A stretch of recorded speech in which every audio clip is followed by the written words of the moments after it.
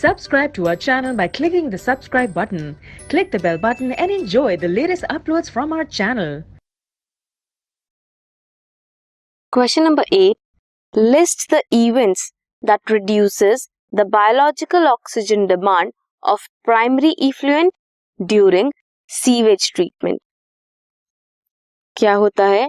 जो primary effluent है that will be passed into large aeration tank.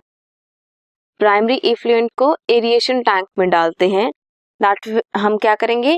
Agitate करेंगे उसे मैकेनिकली, एयर पंप करेंगे उसमें, देन अलाउ करेंगे यूजफुल एरोबिक माइक्रोब्स को वहां पे ग्रो करने में इनटू फ्लॉक.